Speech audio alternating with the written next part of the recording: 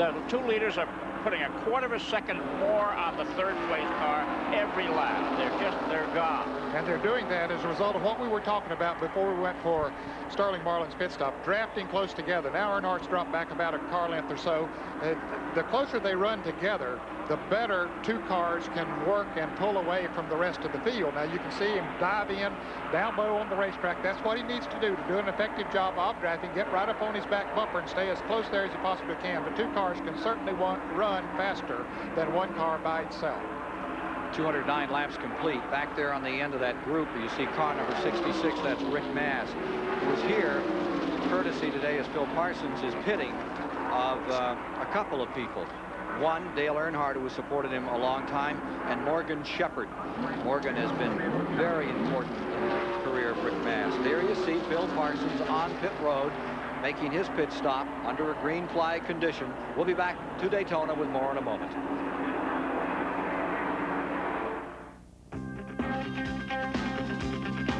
It's just a pure and natural beer for you.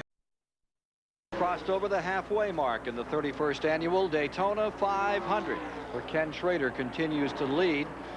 Dale Earnhardt finds himself in second, Waltrip in third, with Rick Wilson then in fourth, and Jeff Bodine maintaining fifth spot. Coming up later today here on CBS, it's the Celtics and the Lakers. That's following the Daytona 500. Don't miss it here this afternoon on CBS NBA basketball. Ken, while we were away on the commercial break, as we see other drivers making pit stops, here is Ricky Rudd in the green, car number 26. Michael Waltrip coming back out of the pits. Dale Earnhardt and Jeff Bodine both made pit stops. We saw Phil Parsons in the pits as we were leaving to go to commercial break. Phil did get back out, stayed in the lead lap. So did Dale Earnhardt. But Kenny Schrader is yet to pit. Schrader showing us mileage today. Yeah, now Phil Parsons has just gone a lap down as Schrader has passed him. So Phil Parsons is hoping that a caution doesn't come out before Schrader has to make his pit stop. Reviewing, Schrader first, Wilson now second, Mast reported in third, Alan Kowicki fourth, Morgan Shepherd in fifth. It's an update as we get to 213 laps complete. Let's go to Mike Joy. The Ken Schrader crew is ready. David Oliver is already out on pit road. He's holding the signboard. Alongside our cameraman is Mike Slattery, the tire carrier. Dennis Conner goes to the right side with a jack. Henry Benfield puts in that gas can while Mike Henson holds the catch can. Cheech Gardy's changing the rear tires while David Watkins works the front. Here comes that second can of gas from Paul Charcot. This is a well-oiled, well-traveled, and experienced crew, and they have Schrader in and out, 14.7 seconds. That was a very good pit stop to have changed 4 tires and to put in a tank of fuel. Now, in contrast, Darrell Waltrip made a pit stop a moment ago also when we were on a commercial break. He was in for a little over 15 seconds and only took on fuel. He did not take on tires. With the pit stops now, with the drafting and the restrictor plate, is that going to be more critical, Ned? Well, certainly the drafting and fuel mileage is going to be critical. It'll become more critical when we get in the last 50 or 60 laps of the race. Well, I think what's important now, if there are no more yellow flags, Ken Schrader's in a great position to win this because he's got enough mileage. It's going to be a close. Mark Martin has crashed. Mark Martin has torn up the Roush Ford. It's in the wall. Well, he has at lap 115. Really narrowed the car up. That's the second Ford to crash in almost the identical position. That's where the Ridley car crashed as well. You know, it's interesting. All the trouble this week has been down past the start-finish line. We thought that was the Achilles heel of this racetrack, and now today it's all been over there. Well, and it was just 3 or 4 years ago that you named Turn 4 Calamity Corner, Chris. It's amazing how the trouble spot changes at this racetrack. Well, this is going to be a break for a number of those drivers who had not made pit stops. Rick Wilson now coming into the pits. He had not stopped under green. And Morgan Shepherd, several others. Here's Rick Mast into the pits. We see Rick Wilson with the Oldsmobile, the Morgan McClure team. Here's Rick Mast without a sponsor. They're looking for a sponsor. If they can find one, they'll run the whole series this year, but they're going to run the first 3 races anyway. It's an unusual looking car without anything on its rear flank. Doesn't look right, Chris, to have a car out there without a sponsor on the back. I don't know. I'm sure that there's some sponsor was wondering what it would cost to get his name on right now. Well, I'll tell you, it would have been a good time to be on there because he's run up front in the top 10 most of the day. He'd probably be willing to pull in, do a little paint work for a second or two. Certainly. The check would have to have a lot of zeros on it. Yeah. Here's Mark Martin. Looks a little stunned as he climbs out of that car. He really took a hit. He hit the wall hard, no question about it. Dave Despain. 2 of the 3 Rick Hendrick Chevrolets are on pit road. Darrell Waltrip comes in. Directly behind him is Jeff Bodine. On the Waltrip car, they go to the right-hand side tires. And meanwhile, for Bodine's crew, it looks like it'll be a 4-tire change, changing on both sides. Now they come around to do both sides on Waltrip as well. 4 tire changes on both those Chevrolets. Bodine is out first. Waltrip a little slow, a little ragged, 23:27 the time on Waltrip, 22:82 the time for Bodine. Wholesale positions change here on the leaderboard now.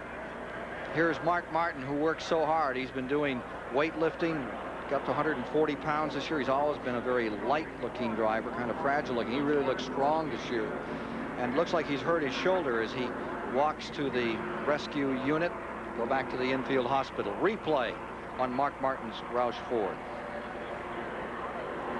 Okay, as they head into turn 1, he's the 3rd car in line. It looks like the right front tire must have blown on that car because it veered straight into the wall. We thought Ridley blew a tire, but apparently he got tapped from the rear and sent into the wall, but no one was close to Mark Martin, so apparently the tire just let go and shot him into the wall. It's obvious that happened, but I just don't understand why the inner liners don't work anymore. It used to be the tire would blow and only go down about half, 3/4 of an inch, and the driver could bring the car around to the pits and get a new tire. But now the inner liner goes as well. But in the banking, it always seemed like it went, didn't it, Ned? I mean, you didn't get much help there. Well, when the speeds were much slower than they are now, it did help a lot. But as Chris says, they just don't seem to work as well now as they once did.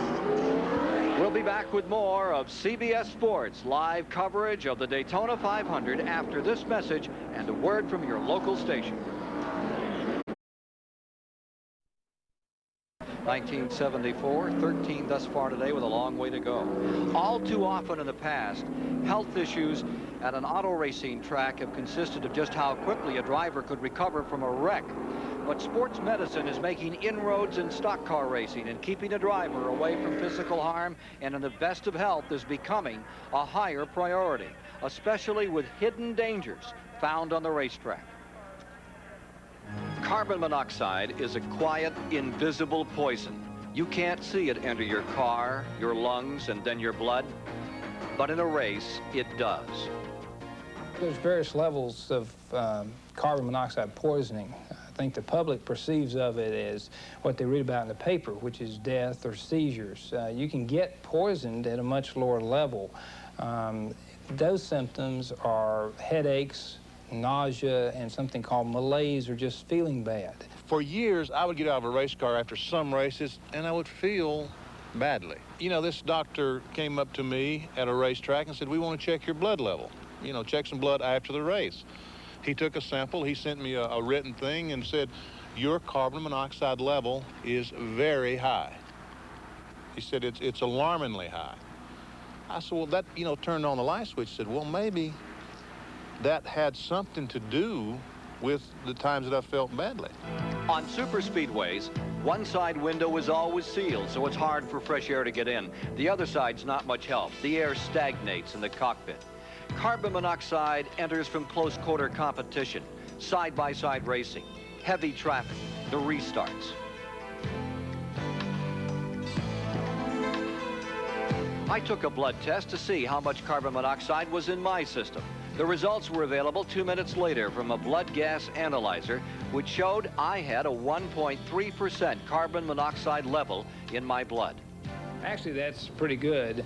We would like to see 0, but in the society we live in, which we're constantly exposed to exhaust fumes, everybody who's any type of urban area will show some carbon monoxide, usually in the 1 to 2 range. Even at 2%, there's little need to worry about carbon monoxide poisoning, for the danger or toxic level is 10%. But some race drivers have tested in the high teens and above after a race. We know from emergency situations that patients that are treated for high levels of carbon monoxide and are actually poisoned may recover rather promptly with oxygen treatment and then suffer delayed after effects, particularly deterioration of function of the brain and other serious side effects that come on later. The study of drivers and carbon monoxide poison is relatively new and evolving, but there is one fact already known. How long does it take to get poisoned? not long. The level of around 10% is reached within the first 30 minutes easily. Some racetracks shorter than others, exposure is more rapid than that, but 30 minutes is roughly what it takes. Other sports have built-in rest periods, allowing everyone a chance to collect their thoughts and their breath, a chance to get some fresh air into their systems. But in racing, there are no timeouts, and a pit stop averages only 14 seconds with more attention paid to the car than the driver. So a driver is lucky to get a cup of water and go back on his way. That water might quench a thirst, but it's no substitute for clean air. Richard Petty has kept a wet towel in his mouth, but he could use more help than that. For as drivers get older, their risk of carbon monoxide poisoning grows greater. I look back now and feel like a lot of times I've had trouble in the past. Wasn't that I wasn't in shape and stuff. It was a situation that we was getting a lot of the carbon monoxide, and I didn't realize it at that time. And now I realize that that was what the problem is. And again, I think as you get older, then my resistance is probably down a whole lot. Richard was involved in some major wrecks last year, and although his carbon monoxide test results were in the very high teens, the danger or toxic level, no one is claiming that the poisoning had anything to do with his accidents. Petty is not taking any chances, however. He now has a special mask in his car that provides for an onboard air filter to get fresh air constantly into his system. It looks like something right out of the movie Top Gun, and at first Petty was reluctant to try the mask. No more. Once they showed me how much carbon monoxide I had in my system when the race was over, then I related that to years past of the problems and stuff I had. So after that, that changed my mind right quick. Petty is on his own with a mask. Because racers like a hip, cool image, not all the young drivers are that concerned about carbon monoxide. For when you're young, you feel invincible. Well, I haven't really thought about it that much when we're at the racetrack, because when you're at the racetrack, you're just thinking about how you can go faster and what you can do to beat the competition. And do you think you've ever been in a situation while you've been racing where it might have bothered you? I don't think so, no, because we block them up pretty good, so no exhaust can get up in the car. When it comes to his health and safety, Richard Petty knows it's better to be safe than sorry. It's a macho sport to a certain extent, but, you know, I go out there to win a race. I don't go out there to be nobody's hero or anything like that. So, you know, whatever Band-Aids I have to take with me to win the race, that's what I'm going to do. 120 laps have been complete as we come back to you live here at the Daytona International Speedway. And we're just about ready to go back to green for a different look at this green flag restart. Let's go to the man who watches it from the pits, Mike Joy. Every car has a spotter, and they're all watching the flagman, Harold Kinder. If you wait for that green flag, you've waited too long. I'll watch Harold's elbow. He gives it a little flip before he tosses that flag. And if my driver's out there and I'm on the headset, I'm yelling go as soon as he moves that elbow. Right about go before you see the flag. Otherwise, too late. Ken Schrader on the get-go. Gone. 1985 Winston Cup Rookie of the Year. Blast back in front into turn one. Lake Speed pitting on that restart. This on car number 83. Well, Lake, of course, had been in the garage area for quite a while as a result of being involved in the wreck with Jody Ridley, but they made repairs and have him back out, but he did come back on pit road. Item number 27, Rusty Wallace, running 27th overall, has made up a lap. He has made up a lap. So that now means he is 2 down. 2 more down. He lost 4 laps when they had to replace a wheel bearing on the left front of his Pontiac. Standing, Schrader first, Mass second, Kowicki third, Gant fourth, Earnhardt fifth, Morgan Shepherd in 6th on the restart. Here's Rusty Wallace blazing away. He's picked up 2 laps. 2 more he needs. Well, I said a while ago that it's harder to make up laps here, but he's proven me half wrong, at least, because he's made up half of the laps he was down. We've seen him come from 4 laps back. Let's see what he'll do today. He's not one to give up. Up in front, Schrader. Ooh, it looked like right in front of him, it looked like a tire might have blown or something. Must have hit a wet spot on the track or something, because something just came up all of a sudden right out of turn 2. They're the Pettys together. Further back in the field, Richard is being shown in 12th. And I'm not so sure about 23 has gone a lap down Kyle. In our latest report, we did not have him in the top 20. And there from Ricky Rudd's bumper cam, you see Richard on the attack, on the prowl, low side of this high bank 2.5-mile track. Yeah, I think Kyle's on the lead lap, Ken. I think he just picked himself up there now. This spot in the standings here? Yeah. There are 20 cars in the lead lap. If that is true, then he's running in 14th.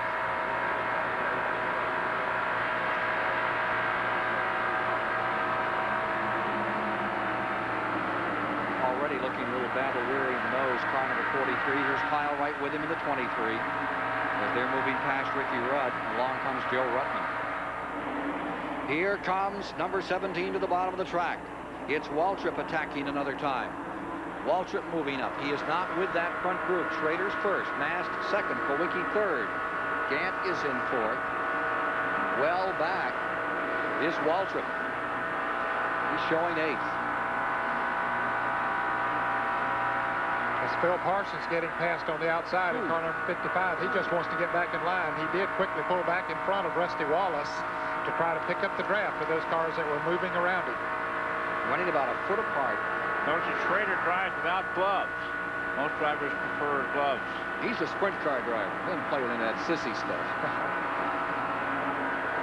Most of the stock car drivers for years didn't wear gloves, Ned, but they really, it's a grand idea with that potential for fire, such as we saw on Neil Bonnett's car in the early part of the race. Yes, more and more of them are wearing gloves now. And you're right, in the earlier days, in fact, not too many years ago, not too many of them did wear gloves. Did you ever have gloves? No, I never wore gloves. Well, I'll take that back. I did wear a golf glove on my left hand, just simply to keep from blistering it. I thought you were probably getting ready to get out and try your putter or something if the race was over. Well, I don't wear golf gloves when I play golf. Of course, I don't play it very well, so. Ricky Rudd, this is in replay, and going down to the corner, we're going to see Rudd make an indication to people around him. Here's Joe Ruttman going beneath him here. And he's motioning to whoever is behind him. Evidently, he feels he's going to have to back off a little bit as Michael Waltrip went in front of him, and he wanted the driver behind him to, someone was right on his rear bumper, to back off a little bit too, rather than hit him as he went into drop the turn. kick him. Front pack. Schrader, who's won 125-mile qualifying races for 2 straight years, 1987 over Elliott by about 4 inches. 1989, I don't mean 2 straight years, I mean 2 years, in 1989 over Morgan Shepherd this past year.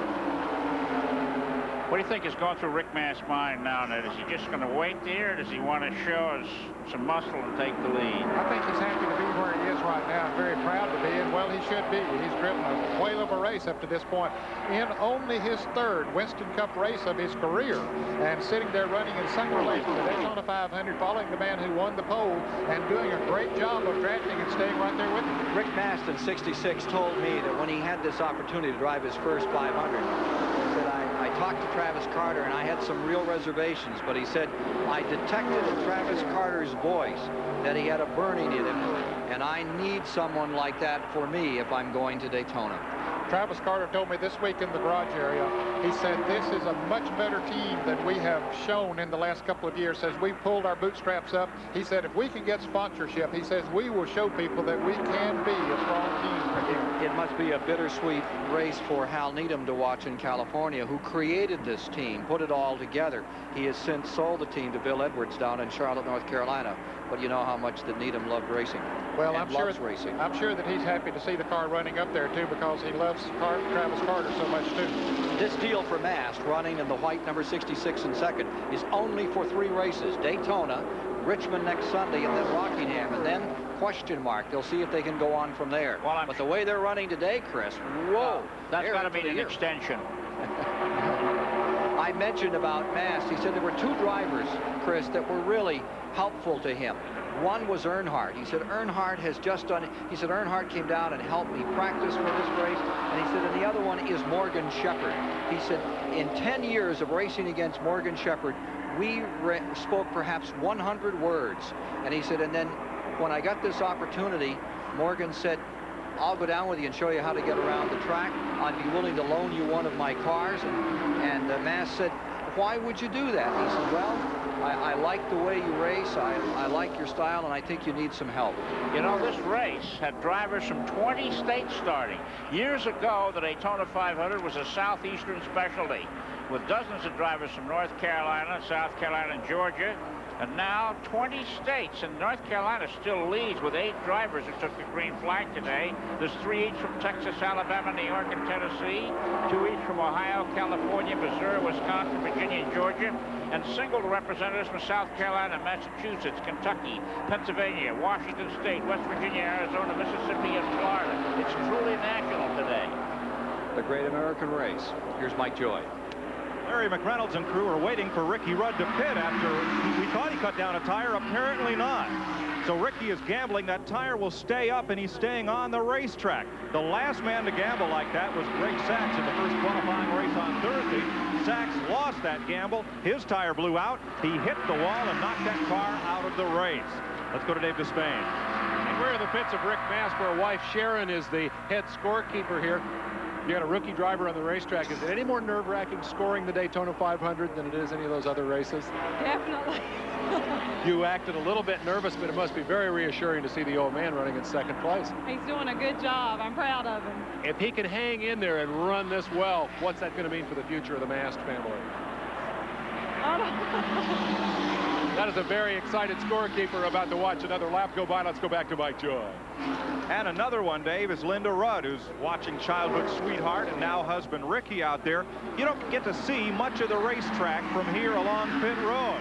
Are you more nervous sitting here, or would it be worse if you were up in the grandstand and could see the whole track?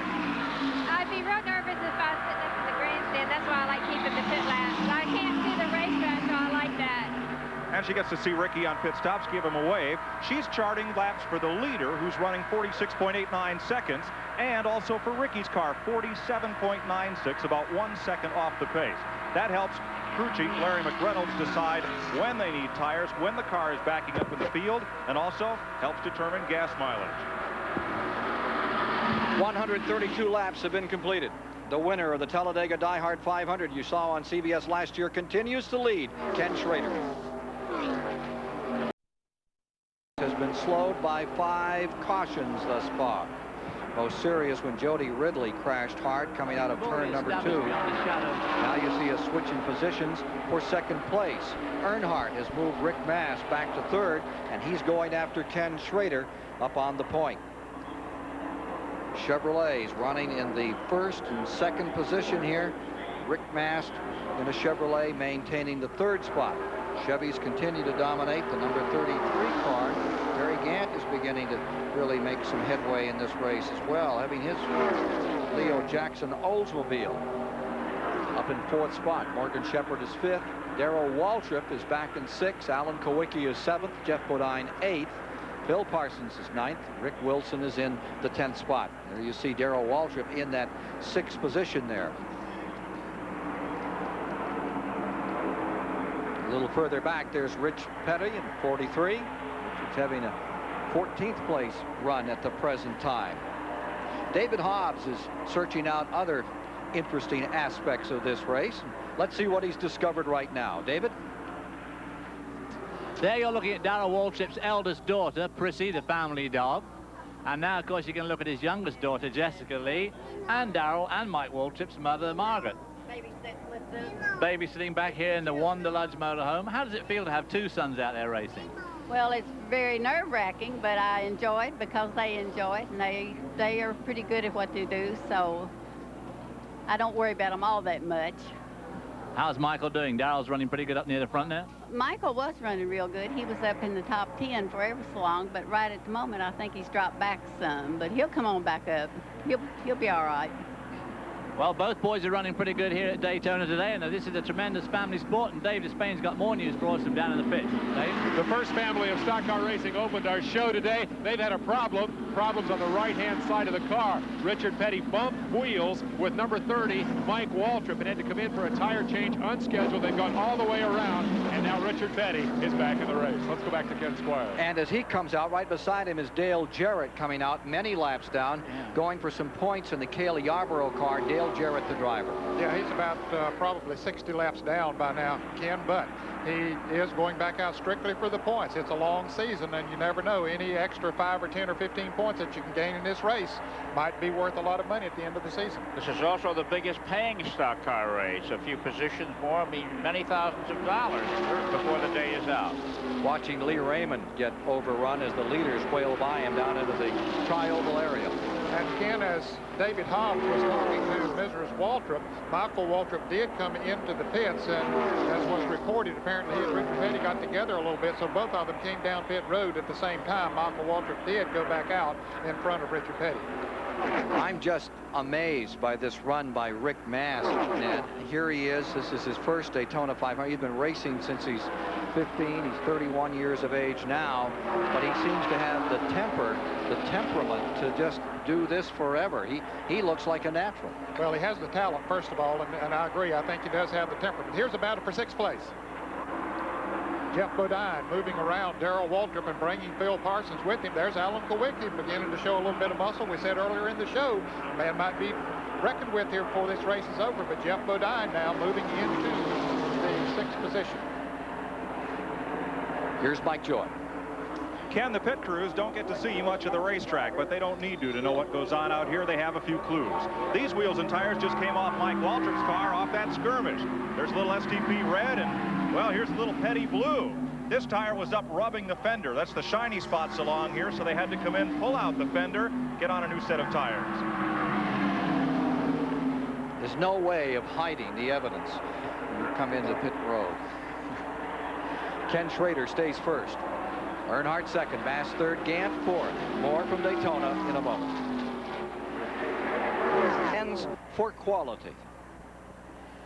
After 350 miles of competition, the average speed is, whoa, we've got trouble. Car number 73 out of control, spinning.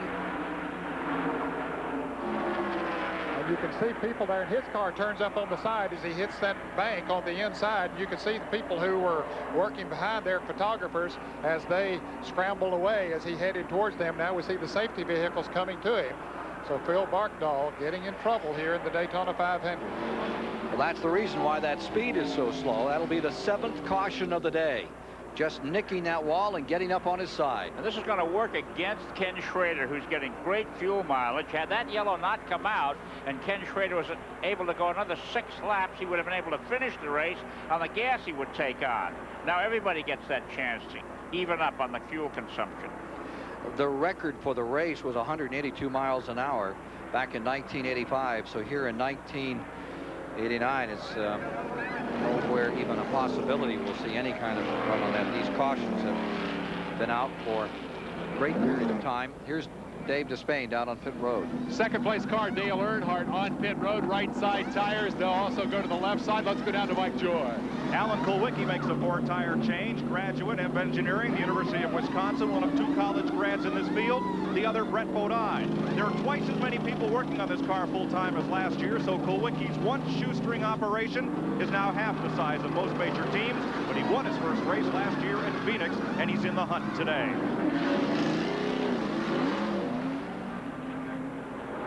From inside, Rusty.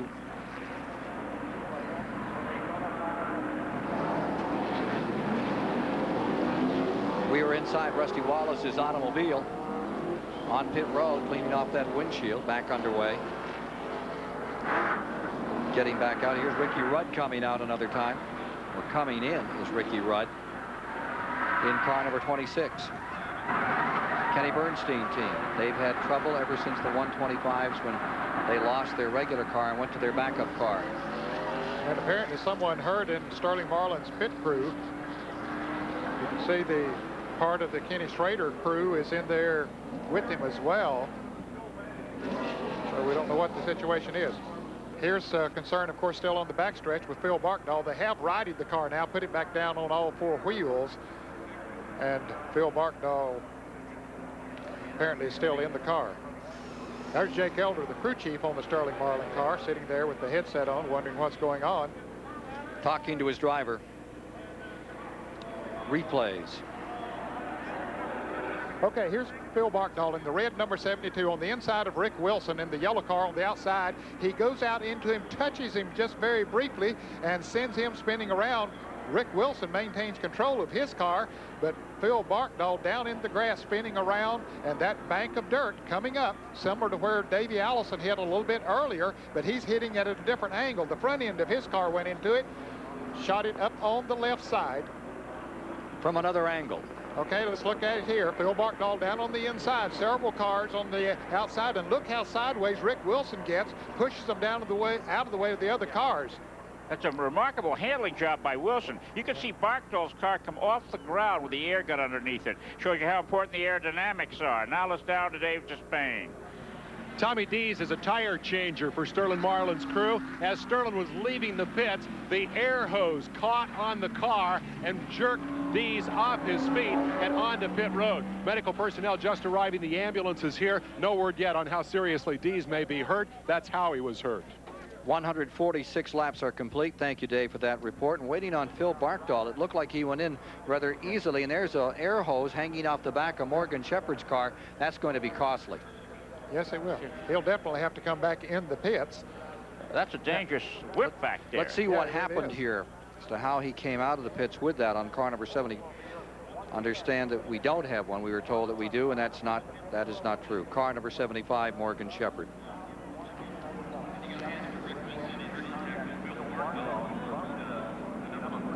From inside Rusty Wallace's car, let's watch what happened to Phil Barkdahl. Looked like he just moved up. Yeah, moved out into Rick Wilson, and apparently their tires got together because, as Chris mentioned, his car went off the ground. The back end went off the ground momentarily, and both of them going down to the inside of the track. We can see that Rusty Wallace has already passed the accident, and the others went to the inside.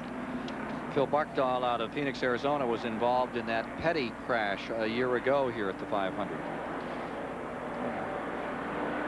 We're under caution. Let's see if we can get a word with Rusty Wallace in car number 27. Rusty Wallace, this is Ken Squire at CBS Control. Do you hear us? Again, we'll try to get Rusty Wallace. Ken Squire, do you hear us? Yeah, Ken, I got you. Go ahead. How are you doing out there? You've come 2 laps in the makeup. You've got 2 more to go. A bad break for you.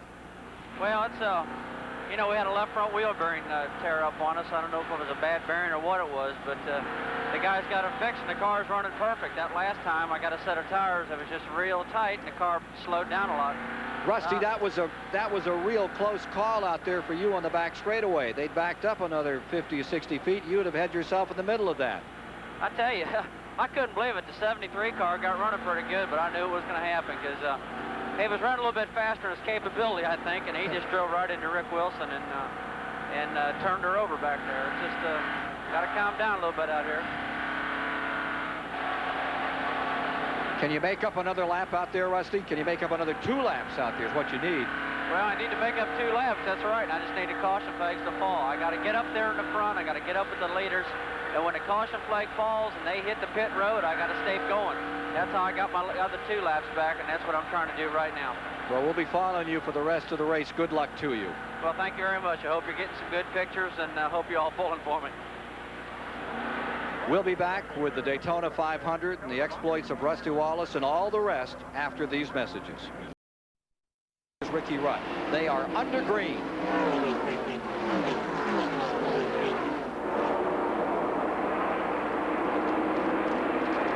Car number 66, Rick Mast, they made a very good pit stop again, and that put him out front. So Travis Carter is proving that team has all the ingredients that it needs to run up front. Here's Schrader in 3rd. Chevrolets 1, 2, 3. What a thrill for a rookie driver in his 3rd Weston Cup race, leading the Daytona 500, the biggest race of all. Last time Travis Carter, the crew chief on that car, engineered one that has come through was back in '84. They ran the 6th place. They've had some DNFs currently the past several years. Here they are leading the 500.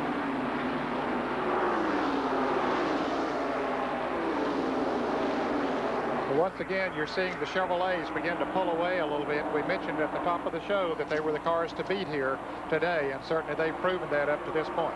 How about it, Chris? Rookie ever come through in this race? No, I thought for a while that Mario Andretti's win in '67 was by a rookie, but I just checked and he drove here in '66. Except for the first race, Lee Petty won. A rookie has never won this race. Rick Mast trying to change that in the 31st running of the Great American Race. Earnhardt trying to win it for the first time. Schrader pulls right in there. The fastest man throughout Speed Weeks in the number 25, the maroon car in third. Mast, the unknown, unless you hang around Virginia where they know him well. They knew his father-in-law well. He was the king of the dirt up there for a lot of years. A.G. Dillard won a lot of races. That was his father-in-law. His own dad owned a racetrack. That's a real racing family from Virginia, currently leading the Daytona 500. Remember what he said on the Busch Clash? I asked him if he was ready for it, and he said he drove 4 cars off the road on the way to the track that morning. He was ready. Really ready. 194-mile-an-hour average, and Mast is forcing them, I think, into a pace they might not want to run right now. Kulwicki going to the inside on Michael Waltrip and brings with him Darrell Waltrip. Michael on the outside in the yellow car. Here's Darrell down to the bottom side, pulling up a spot. Richard Petty back there in the tail end of that top 20. Here comes Rusty Wallace with him. It's quite a picture. Thank you, Rusty. Now, both Richard Petty and Michael Waltrip are a lap down. They made unscheduled green flag pit stops when they got together a little while ago. Richard Petty, Ricky Rudd, Dave Marcus, 19, 20, 21, and Michael Waltrip, 22. Michael Waltrip's now being shown 2 laps down. Okay, he came back in again, apparently. 17 cars remain in the lead lap, and the interesting thing to me is that if the yellow flag does not come out again, the fuel mileage situation, these drivers are going to have to stop within the last 5 laps for topping off, unless you're a gambler or getting mileage the way Ken Schrader's car has been getting mileage. But I don't think Ken Schrader can go 53 laps. Rusty Wallace still trying to make up laps. Was 4 down. He's collected 2. There's that crack on a windshield in the Wallace car. Not overly concerned with all those braces there. In the old days, it could land in your lap. You can see that radio arrow on the back of Richard Petty's car. He has a pretty strong signal between he and the pits, and I guess after driving one of these things for 30-some years that you maybe get a little bit deafer than you would have been otherwise, and he has to have a strong signal. As a result, he has a little bit higher radio arrow than others. That's scoring tower at work. Richard Petty has a serious hearing problem, as do many people in this business, myself included. Richard Petty has given half his hearing, half his life, half his family, and half his stomach to the sport of stock car racing. Incidentally, Chris, we've had a report Tony Deese was taken to the infield hospital. Earnhardt taking the lead, Schrader coming with him. Tommy Deese, who was injured on pit road, maybe a leg injury, being taken, they put splints on him and took him to the infield care center here at Daytona. And look at Kenny Schrader just drive by Dale Earnhardt. Boy, does he have some horsepower under the hood of that Chevrolet. Fold up the briefcase and sign a new contract, Mr. Hendrick. This guy looks like he's gone the way he passed them that time. He's led 72 laps of today's race, more than any other single driver, and the last 5 500s have been won by the driver who has led the most laps. So things are looking in his favor then. I would think so. If you remember in our show last night, who picked him? Well, that fellow by the name of the Economac, I believe, picked him. Now, I had been going with Darrell Waltrip all week. I felt that Darrell was going to win this race. And when we did our little round thing, the fans that saw us yesterday afternoon after the 125-mile qualifying races, I switched to Earnhardt because he had looked so strong here in the last several days, and, well, not sitting too bad right now. Here's Dave Despain. We're in the pits of now third-place driver Rick Mast, and yes, if a rookie wins this race, it'll be spectacular. But for this veteran crew chief, Travis Carter, it would also be sweet satisfaction.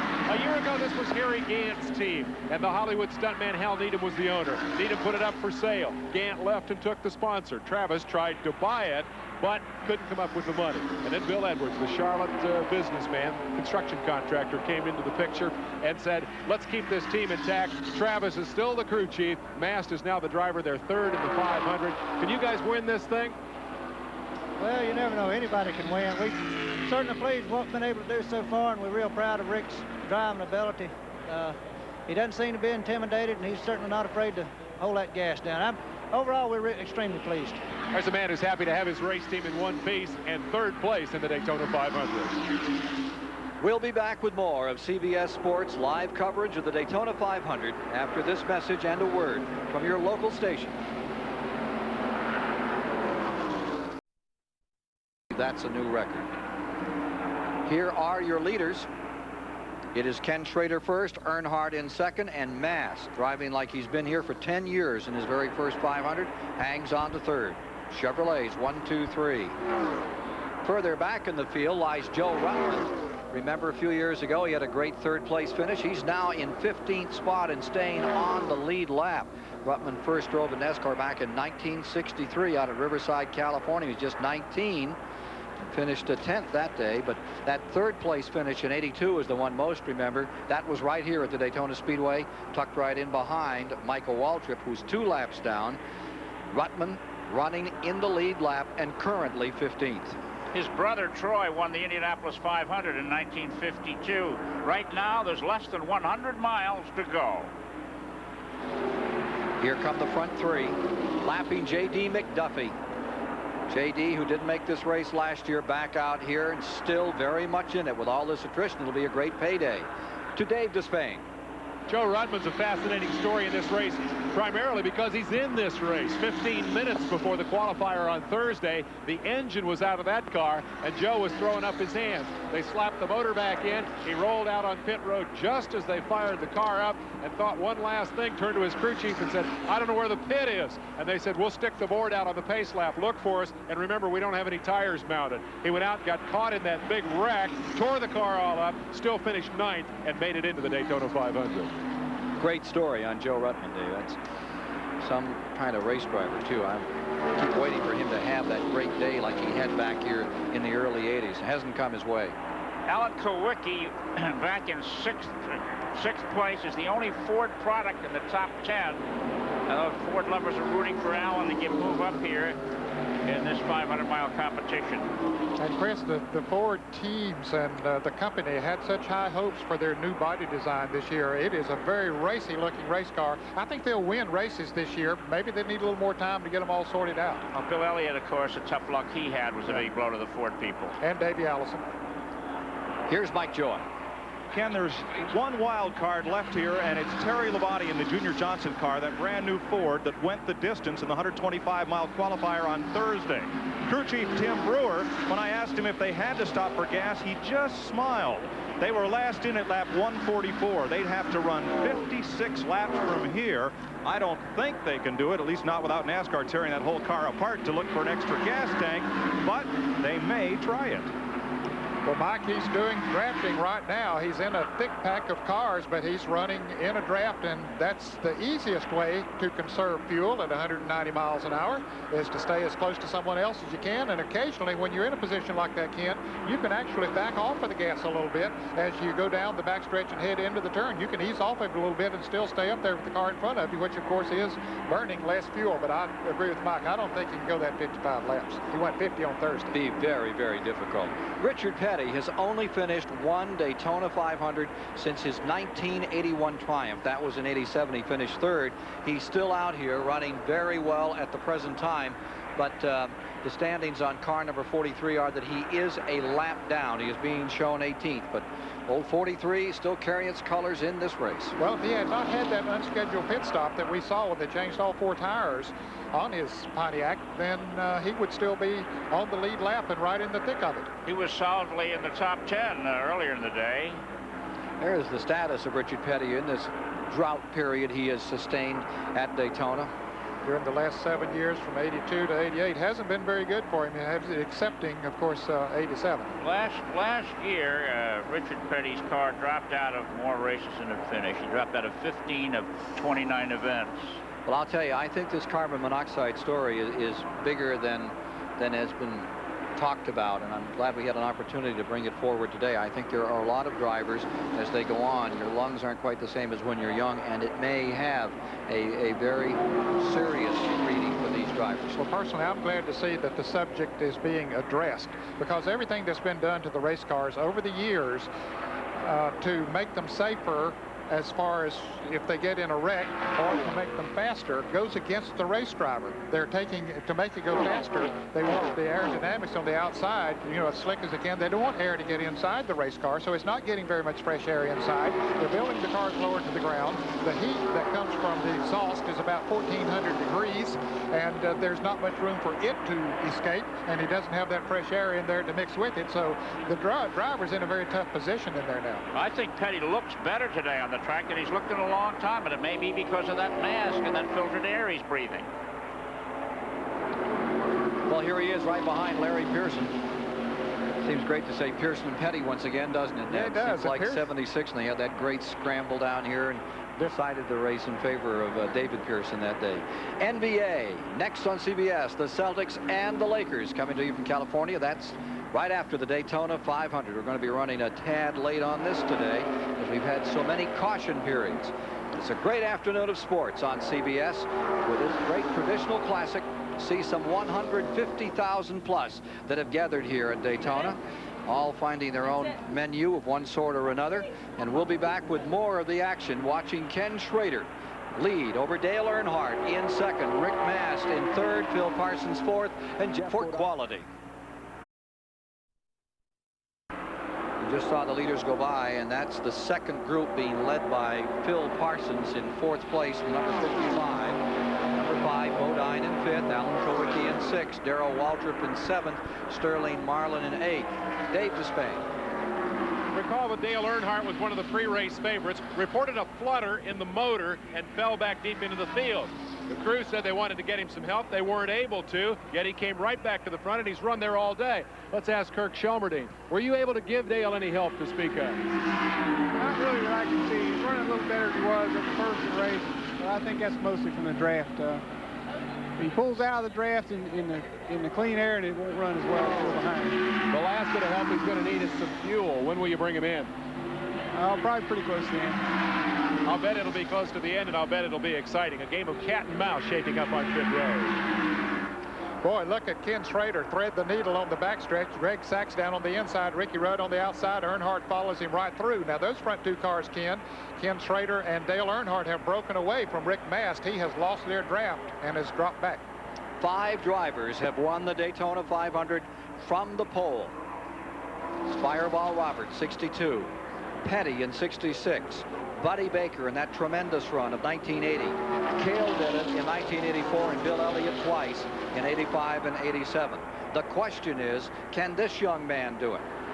Schrader in his 5th 500. Mike Joy is with Ann Schrader right now.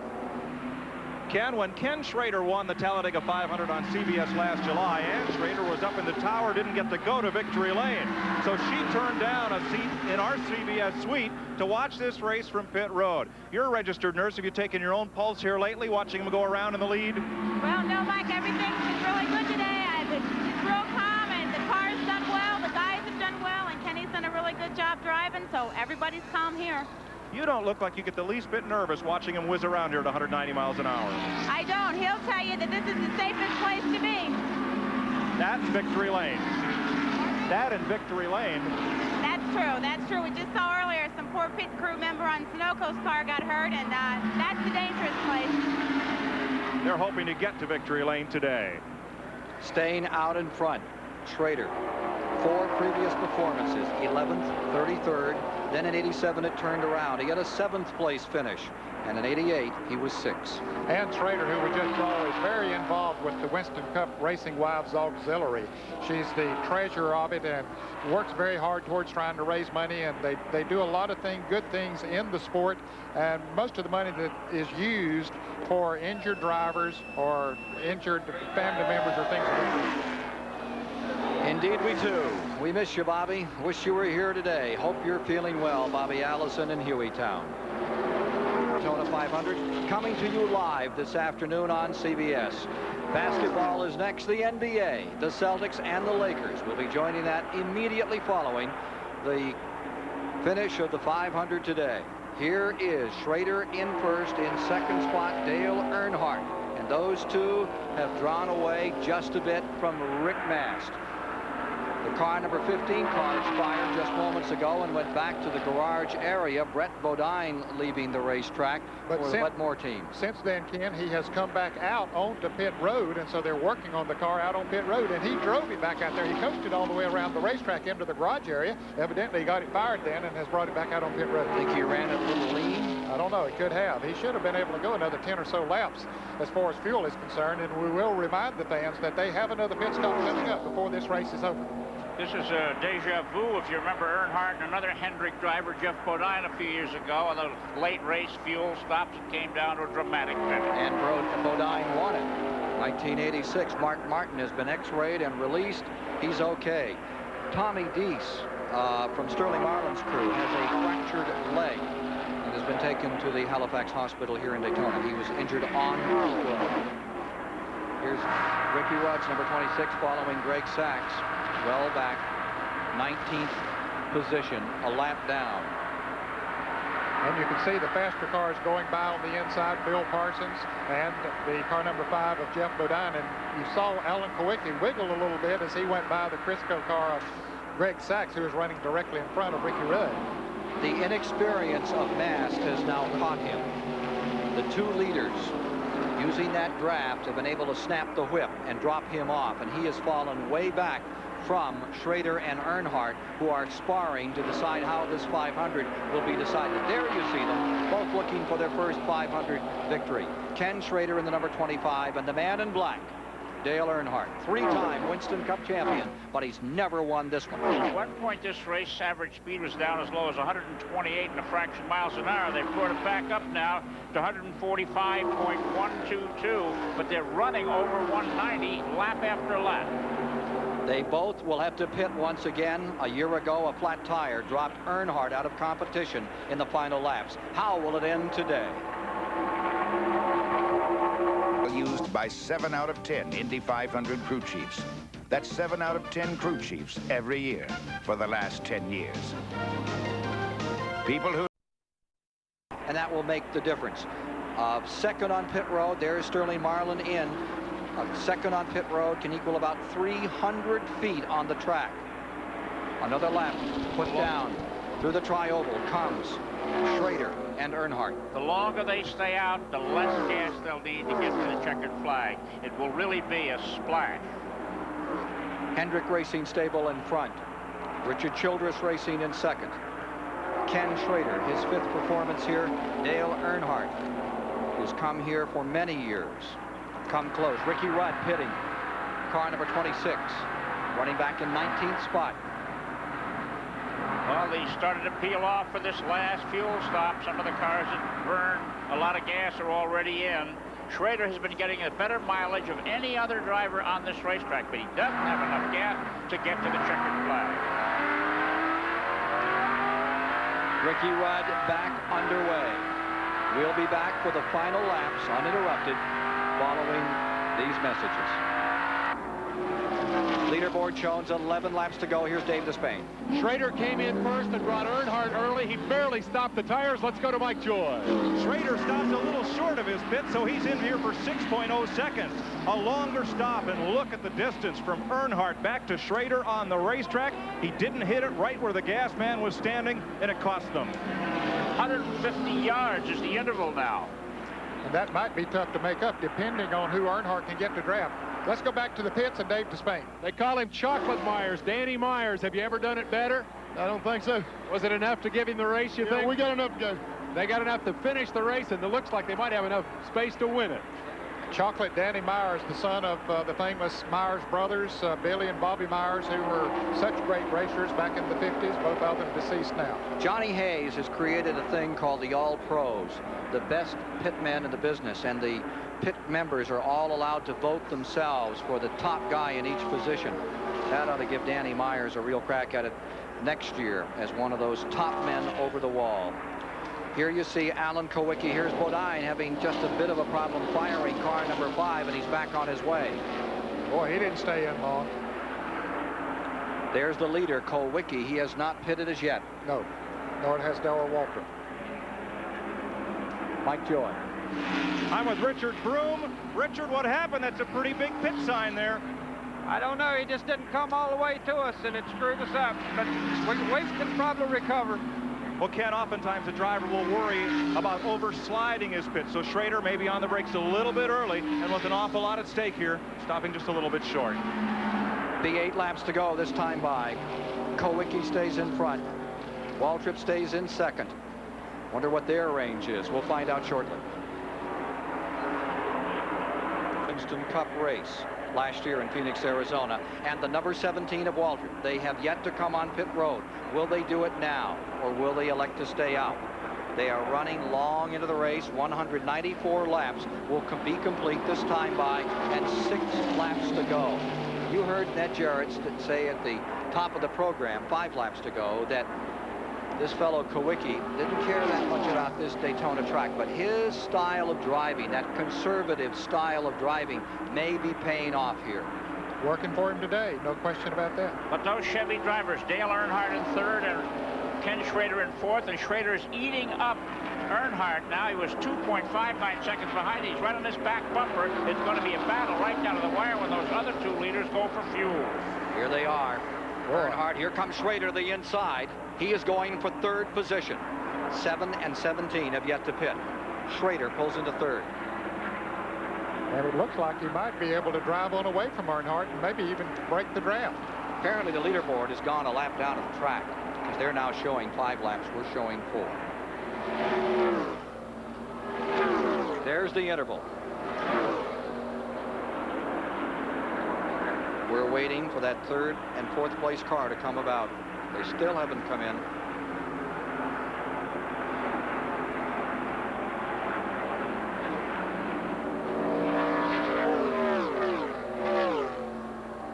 We've got a ways to go. Now Earnhardt appears to have picked up the draft of Kenny Schrader, so he's going to be able to run with him. But Schrader, as Chris pointed out, has just, it didn't take him long to make up more than 2.5 seconds. He ran Earnhardt down in a hurry, but they still got those 2 cars out in front of him, wondering, are they going to be able to go that 55 laps on a tank of fuel? Boy, if they are, they've got some engine, man. It's a 4 down front right now. 4 to go. There are 4 laps to go. Here's Schrader and Earnhardt trying to move in. The gas mileage master on Thursday, Terry Labonte, one of them at least, just pitted a lap or 2 ago. So 7 slowing down. 17 is by himself. Well, evidently he's out of gas. Kowicki is out of gas. Ran it lean. Down the back straightaway. He's slowing down. 17. Waltrip in front. I think he's going to take the gamble. I believe he will. What has he got to lose? Try to go. That's right. The only thing they remember is 1st place. Kowicki dives onto pit road. Alan Kowicki brings the number 7 down. It's over for him. Mike Joy. Alan Kowicki comes to a stop after running 52 laps on this tank full of gas. To win the race, that's over. To count on a good finish, he'll have to put on right side tires, so this will be all too long a stop. An eternity for the young driver from Wisconsin. 13.1 seconds. Tremendous stop, but it won't win the Daytona 500. Well, Mike, maybe the problem was a flat tire instead of being out of fuel, because they should not have needed to change tires here with just a lap or 2 to go. Wallace makes up a lap on the leader, 17. The question is, how long has Darrell Waltrip been out on this tank of fuel?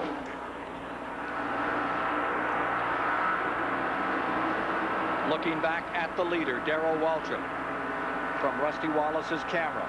Final moments of the 31st Daytona 500. Waltrip to the inside. I think he's running on a prayer. He's got to be praying. I'll guarantee you he's saying a lot of prayers. Less than 2 laps to go. Crew standing by.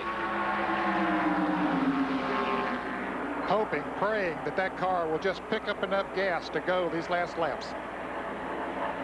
To Dave Despain.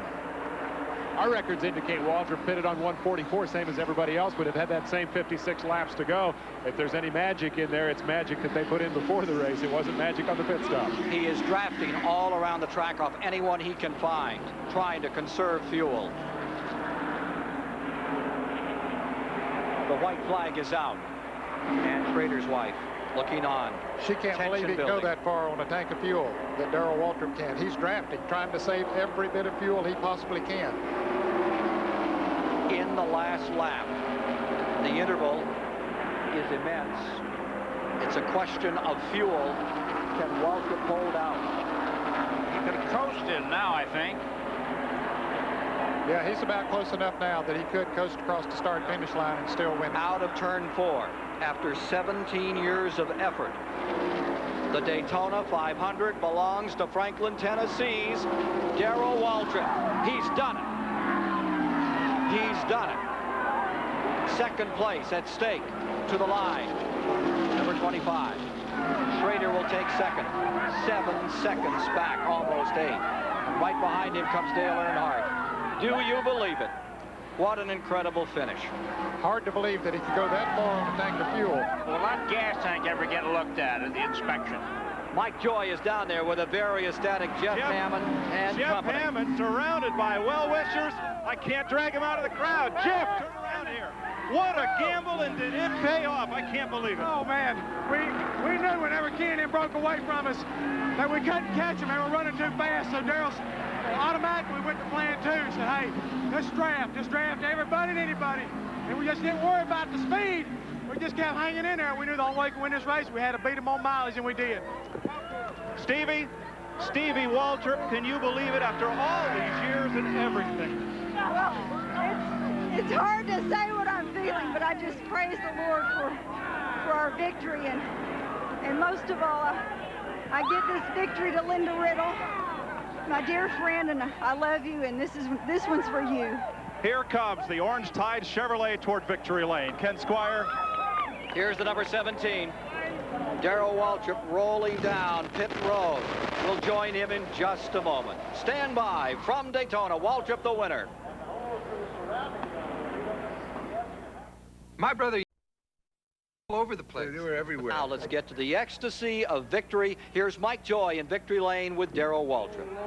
I'm in the middle of this bear hug. Ken Carliner, Rick Hendrick, driver Darrell Waltrip, wife Stevie. Oh, I won the Daytona 500. I won the Daytona 500. Darrell, how long? Wait.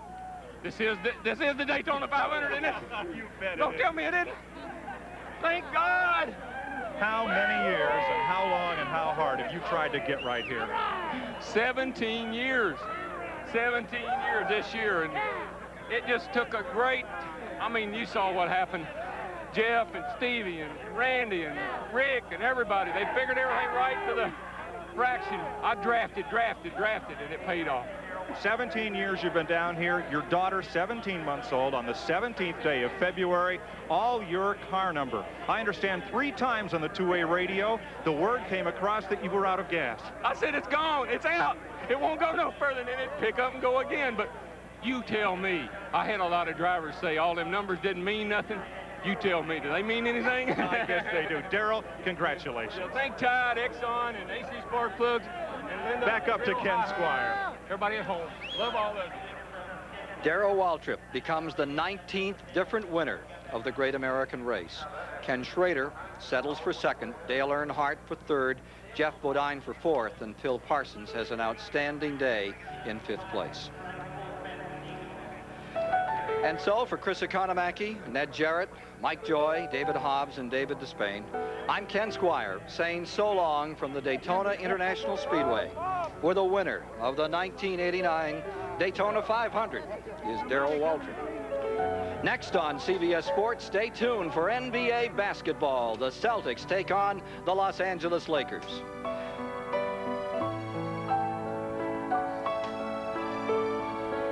The 1989 Daytona 500 has been a presentation of CBS Sports.